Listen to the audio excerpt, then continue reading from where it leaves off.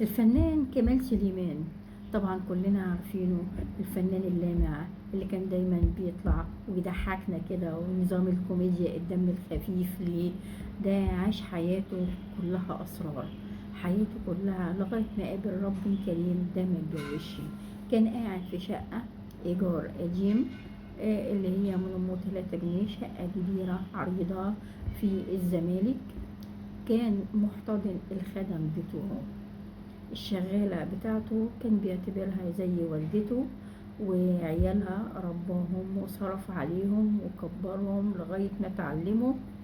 والشغالين كانوا موجودين في قلب الشقة عنده، مش كأنهم شغالين، كأنهم أفراد أسرته اللي بيطمنوا عليه وهو بيطمن عليهم، وهم معاهم المفاتيح.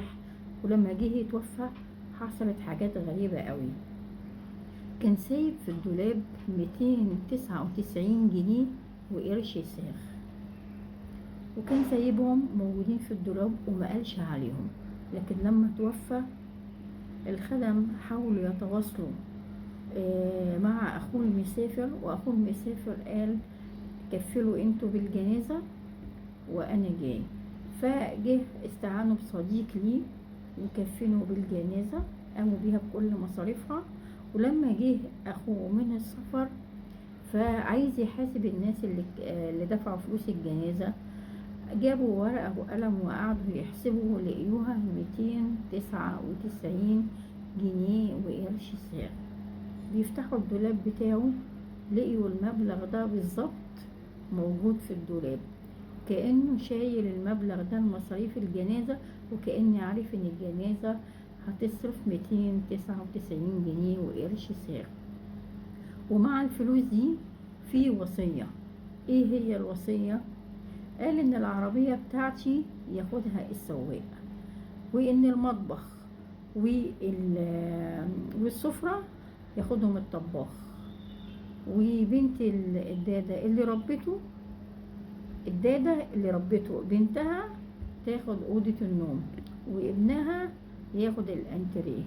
اما بقى التحف والانتيكات كلها متبرع بيها للحكومة المصرية تحطها في اي متحف من المتاحف، واختفت على كده وما نعرفش هي موجودة في انهي متحف. حياته بقى على الارض بقى فيها 2 اسرار. سمع عن جامع في الشرقية عايز يتبني، والبنا واقف على 355 جنيه، راح اتبرع بال 355 جنيه عشان المسجد يتبني. الدادة اللي ربته لما توفت فهم بيسألوه بيقولوا له هي ملهاش مدفنة، احنا ندفنها فين؟ ما كانش ساعتها حاجة اسمها مدافن صدى، كانوا بيتحايلوا على اي حد معاه مدفنة عشان يدفن الميت فيها. فهو مجرد ما قالوا له تدفن فين تلقائي تدفن جنب امي طبعا.